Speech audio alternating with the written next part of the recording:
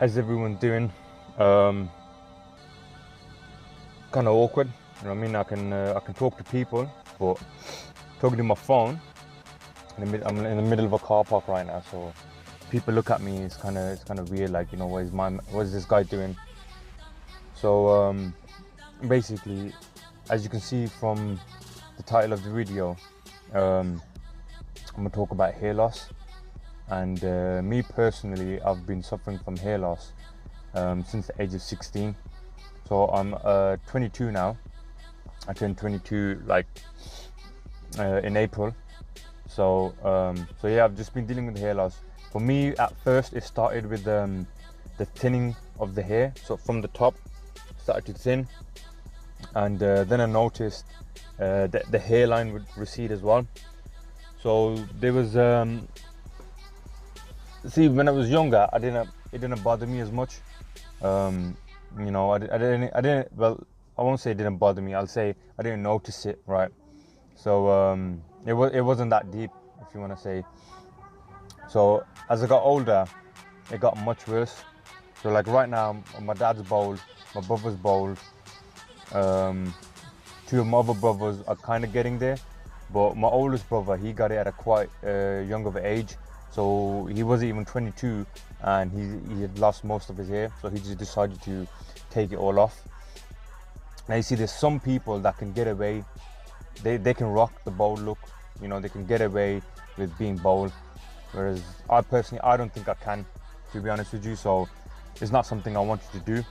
Like I didn't want to just take it all off and be bald.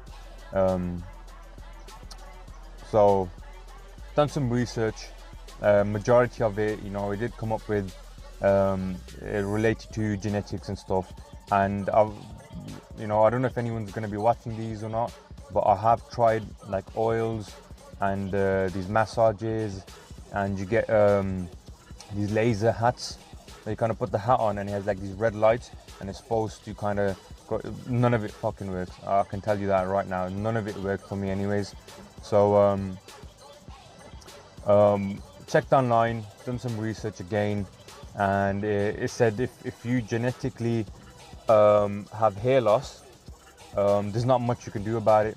You know what I mean? Like no oil, no certain diet, no detox or whatever you want to call it is gonna save your hair in any way. Because if you genetically, it's destined to fall out. It's eventually gonna fall out. So at that point I knew, okay, you know what?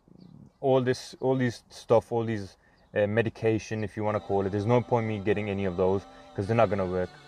So I start looking for options. Okay, if they're not gonna work, what else can you do? So then I come across hair transplants, and so with hair transplant, I went to a few surgeons, let's just say, in the UK. So I'm from the UK, right? So I don't know how it's gonna work for someone who's out of the UK, or even if I don't even know if I'm gonna get people watching that are gonna be at the UK. But for me personally, in the UK, I just typed in Google and stuff. I typed in hair transplant, and it come up with a few places, and it was saying £1,000, £2,000, but as everyone knows, those prices just shown to bring you in. Once you're in, it's always a lot more than what they say it is. So online it said about £2,000, and so I was like, okay, you know what? There's 2-3 places. I just put my name, my email, and my phone number down, and they gave me a call, and they said, "Oh, Mr. Haroon, such and such, come and meet us." So I went down. They checked my scalp and everything. See, this is why I wear a hat most of the time, because I don't like taking it off. They did say to me it's not as bad as you think. Like most people, there's a lot of people out there that have it much worse. So but for me personally, it was something that would bother me. You know what I mean? Like I would notice it more than anyone else would. That it just happens with people that suffer from acne and stuff. Everyone would tell them, oh, it's not that bad, it's not that bad, and it might not be as bad as they think, but it's because they themselves have it. Only they know how bad it is, if that makes sense. So for me, it's like, it's the bad thing, you know. It's on a scale from 1 to 10, it's 10. You know what I mean? Like how bad it is. But that's because I have it. So I see it in a different light than someone else would see it. So anyways, now, so I'm at the place, they check my scalp, they check DHT, hydrotestosterone or something, and it basically, it's just added to your hair follicles, which depending on like testosterone levels and stuff like that, they can fall out, you know. It weakens your hair and your hair can fall. So after all of that, you know, I said to him, look, I don't just want a quick fix, sorry. I want the full thickness, you know what I mean? I want it from the back to the front, where you can't tell that, you know, I'm suffering from any sort of hair loss whatsoever. Yeah. So so they said, okay, you know, we're gonna go for about 3,500 grafts. Well, depending on, I think they said roughly it comes down to 7,000 hairs or something like that. So when I asked for the price now, yeah, so this is where it gets hard for your average person, because I'm your middle class, I would say, middle lower class maybe, you know what I mean? I work 5, 6, 7 days a week sometimes, you know, and I'm not rich, let's just say, yeah. So I don't have the amount that they said just lying around. So when it comes to the price, they said to me £4,500, right? So I don't know how much is that in dollars or euros or whatever, but £4,500. Taking in mind I'm 22, I don't have £5,000 just lying around that I can just blow out to stick on my head, really, right? So I was like, okay, you know what, how about finance? So this is my first time ever doing like even going to a surgeon like that. I thought finance would be same as a car or a mobile phone. You know, you drive out the same day, you take your phone the same day, and you just pay monthly installments. So when I asked for finance, they said, yeah, there is finance options. Well, what you can basically do is you give them about £200 to £250 minimum a month. You're right. But only once the full payments have been made, the full amount has been covered, that they would do the surgery, right? So if I'm giving £250 a month, you're talking about at least, you know, 6 months or so, probably more. I can't be doing the math right now, but I was like, that's too long. I thought I would get the procedure done now and the hair transplant later. But that's not the case, which it makes sense, you know what I mean? He said, you know, there's people that might run away, there's people, you know, they get the stuff done and you never see them again. So I was like, okay. I spoke to one of my uncles, right? He had a hair transplant done as well, and he got it done from Turkey now. So at first I was a bit nervous, you know, oh, Turkey, what if it goes wrong? I can't go back to them. You know, over here, if something goes wrong, you can sue them, right?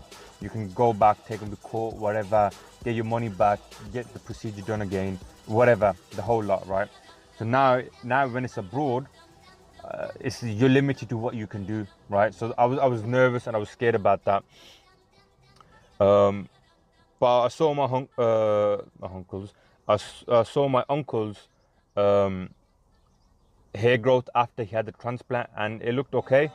I looked at the surgeon's website, I looked at the surgeon's Instagram, saw the before and afters, I saw the reviews and the comments people have left and stuff, and I saw the service that they provide. So I decided to speak to him now, yeah. So I spoke to them, and the same thing, same procedure again, sent the picture of my scalp to show them how bad the hair is and stuff. And so now this is where it stands much better now. So when I spoke to them, they said to me, okay, you can have the procedure done. We're going to do 3,500 grafts, which is roughly 7,000 hairs, same as the quote that I was getting from the UK surgeons. The only difference is the price, right? So he said you have to get the flight. Now flights to Turkey are cheap, you know, they're not even that expensive. So It's in Istanbul, by the way. So he was like, get the flight, we'll pick you up from the airport, give you 3 days accommodation, get the procedure done, give you aftercare medication for your procedure, and there'll be 2 checkups, which I'm guessing happens over the phone or Skype or something. So the price come up to 1,600 euros. Converting that normally comes to around £1,500, right? Or £1,400, something like that, between that anyways. So then he goes, unless you're going to provide, unless you're going to get your own accommodation and your own transportation, the price will be different. So the price comes to like 1,400 euros. So what I'm thinking about doing now is book my own accommodation, book a flight for a week, enjoy the holiday for a couple of days, and get my procedure done and fly back to the UK. Now here's where, obviously, like, I've always been on YouTube, not as being on YouTube, as in a viewer. I've never had a YouTube account. I've always, watched YouTube videos all around. But this is where the reason why I'm making a video now is because, firstly, if there's anyone else from the UK that's trying to think about getting a hair transplant done and they don't have like £5,000 lying around, and they have doubts about Turkey, I'm gonna get it done myself, right? And I was thinking I was making up follow-up videos after this.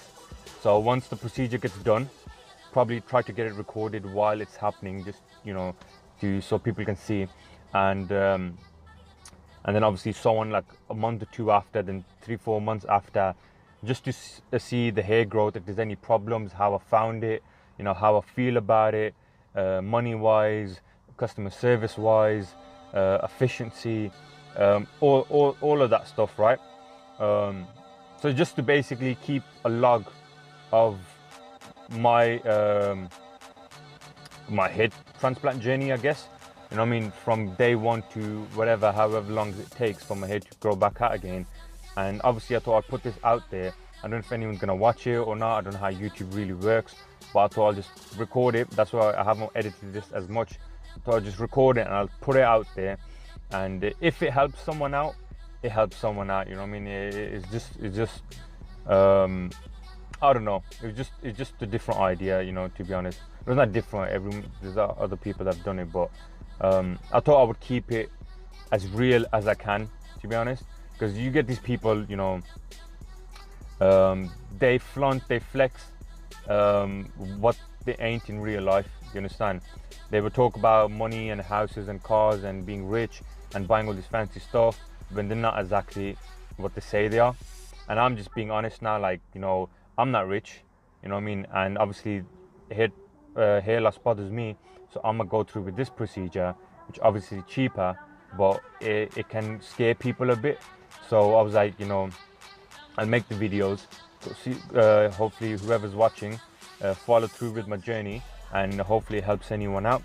So till then, once I've booked it, once I've got my flights and stuff sorted, if you have any questions, feel free to ask me anything you want, really. But yeah, that's about it. So I'll catch you guys in the next one.